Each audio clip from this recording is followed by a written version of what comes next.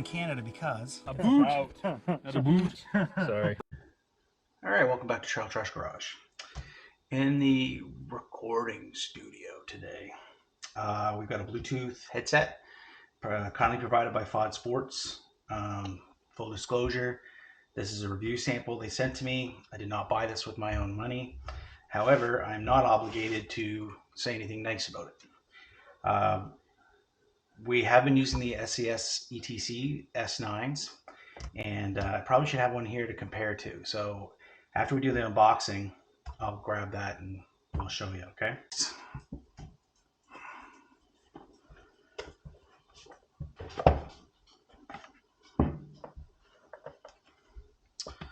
Okay, 5 volt, 1 amp. Thank you for buying our products. In order to better use our products, please note the standard charger we recommend to use may cause irreversible. So I'm assuming this does not come with the brick. Hey, boo. Operation manual. Okay, we probably will need that later. Quick start guide. Probably going to use that later. All right, so this is a dual pack unit. We got a jog dial here. That could be good or bad. So one of the things we don't like about the free comms that we have is, and I should specify that I use an SES ETC S9, but Colin uses free comm. Both the other Collins use free comm 4s. And one of the things we don't like is there's a jog dial here, and every time you move your head, this is on the side of your helmet, every time you look this way to check your left shoulder, which you do frequently on a motorcycle, what you do is you bang the jog dial on anything you've got. And see, Colin McCachran wears one of those blow-up vests you guys have seen on the channel, and so it's quite bulky over the shoulder, and if he has a backpack strap on top of that, then there's quite a bit of buildup on his left shoulder, or over his both shoulders. So as soon as he moves his helmet back, it hits that jog dial and it screws up the comm. It's really, really, really annoying. So this does not seem to hang down as far, so maybe that won't be an issue with this one. Play in the button here. I don't know. Like, I guess it is. Oh, it's a push button too. Okay. Well, we'll see how robust that is, in use. Charging port with a rubber seal, and that is not a USB-C. All right, how easy is that to get back in so it stays? Okay, not bad, not bad. All right, volume up and down buttons, and how's this antenna come up? Feels like a power button maybe. On off button. Does it just, it just flips up. Okay, there's a little bit of an indent there and a detent here. So that flips up. So hopefully this is not just a gimmick and it actually improves range. So second model here. Okay, we'll leave that in there for now. Take this out. Let's see what it comes for accessories. All right, so 2 boom mics. Word is on the street that these mics are better quality than the other mics that come with them for the internal. So these are typically supposed to be used for open-faced 3/4 helmets or what have you. But they say if you use these in your full-face helmet, you tuck them in there, they're actually a better mic. So I may try that with this set. We have patch cord with a clip. It is for plugging into an external audio source, which, you know what, I mean, it's a nice feature, I guess, if you need that, if you got an older iPod or something like that you're plugging into for your music. But I don't know how useful it is. Like, I wouldn't sell a device on that.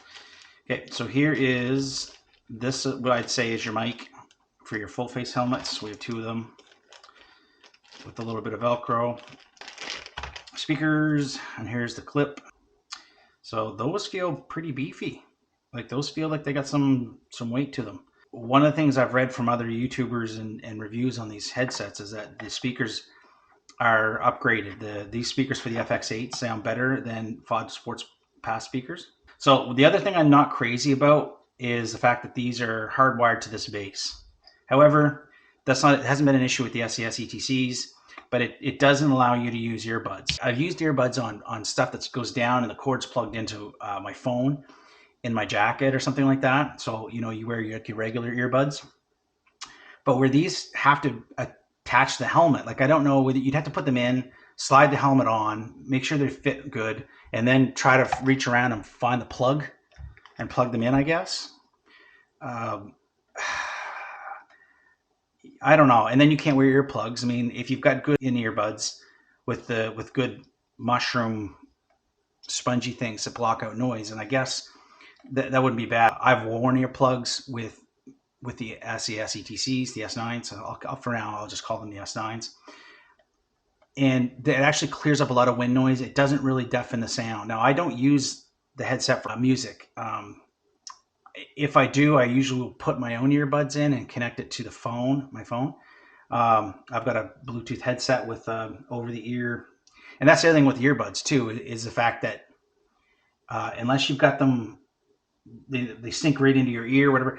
I'm always knocking them when I put my helmet on, and one comes half out, and they are a bit of a pain. So I guess with speakers, it eliminates all of that. That's one benefit of the speakers, but you do lose bass fidelity with a lot of these little speakers.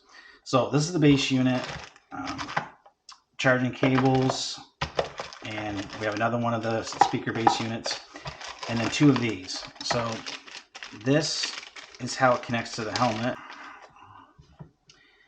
Okay, pad with 3M sticky.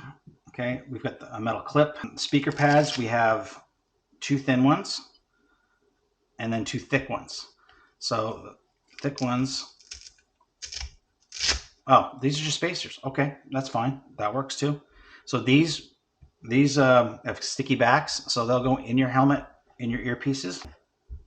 If you need to space these out so that your speakers are closer to your ears, then you can put these on, and then put the speakers on them. Nice. Okay, cool. That's kind of a nice feature right there. There is a slot back here. Now, this is something I'm not crazy about right here. So that comes straight out, but I'm assuming this clip has to go in like this in this slot. And that makes that wiring have to make an immediate 90 degree, and I don't like, it doesn't want to push in there already, so that's just going to be forcing on it all the time. I don't know how crazy I am about that. I would have liked to seen something better there. This is your auxiliary port that pulls out, and then you've got your accessories here. Oh, so that's your jack that will go toward the accessory, and then boom, bang. Input. So, I mean, how hard would it have been to you know, instead of giving you this to plug into a wired music source, could they have made this an output and just had your speakers plug into it, the same as your mic, which plugs into this side, right? Bang. So you could have your speakers plugged in here, and that way you could use your speakers or an external earbuds, or, you know, whatever you want, right? It gives you the options, unless you really, really want this, you know, an external audio source option. But I just don't know how many customers want that. You know, we're this far into the Bluetooth age, so I would have liked to seen that. Now, my S9s don't have this. It's the same setup. This bass looks just like the S9 almost. Yeah, it's the same setup, so I guess it's no different. This wire is actually a little beefier than the wires on the S9. If you're going to use the clip, you're going to do this. Boom. And if you are going to use the adhesive to your helmet, you're gonna sticky this to this, then you peel this off and stick that to your helmet. Another cool thing that, you know, they could do with these is if you used your own speaker source and your own mic source, you could actually have these clip, and you could probably install them on different helmets. You can have it go, most people use multiple helmets, so that might be a thing. I usually set one helmet up with the communicator, and anytime I'm riding, the main helmet I would wear when I'm riding in a group and need them, and in this case, it's the my trail trash helmet. And if we were going to do a road trip, and I didn't want to wear my trail trash helmet, then the G11, then I probably could, you know, take the time to move the communicator to that other helmet. But in this case, I think I'll just keep that S9 kicking around, and because it still works. I do want to do a comparison, so I probably will hook the S9 up into one of my other helmets just to have it. Anyway, I do think that our channel, something that we talk about that a lot of other channels don't talk about, is the fact that we come at it from an off-road point of view. Like I see a lot of other websites that do this reviews on this stuff. They're road riders or vloggers or what have you, and we torture the stuff off road, right? We want to know. And max range isn't a huge, thing for us because we're riding close proximity and we're around a lot of trailheads and stuff like that. You need line of sight with this stuff. Foliage and whatnot will a lot of times block the Bluetooth signals. That's one thing that we're gonna test when we test these out. So let's see how this clips into the base. Now the S9s have got a nice guide that guides you in. Excellent. So this isn't just a raised section, it's a raised section with a groove underneath, and that's got a 2-step. So it does line you right up, and it gives a good nice firm click down. I feel that because I do like this. The S9s are a friction fit, and this actually has a little push clip. So you actually get a clip when you clip it in, you actually hear the clip, the little click, sorry. So click, boom, it's locked. I like that. That's nice, Fodsports. That's probably it for now. I'll do a video on how easy it is to pair. We'll try to pair it with the S9. So I'm going to make sure that's charged. This was just kind of what's in the box video. Why Fodsports? And so when I was doing research, and I know I didn't want to go with Sena, I didn't want to go with Cardo because of the price, right? I'm cheap, I'm budget conscious, so I'm always looking for a budget. And the reason that we got the S9s, and I mentioned this in the S9 video, was I needed a pair of them for my son and I. We were doing a road trip and we wanted to be able to communicate with each other. So I knew I was buying 2 of them, and I just didn't want to shell out $500 to $600 back then for the free comms or the Cardo Pack Talks or the equivalent Senas. I went with the Chinese option, and I did a lot of research.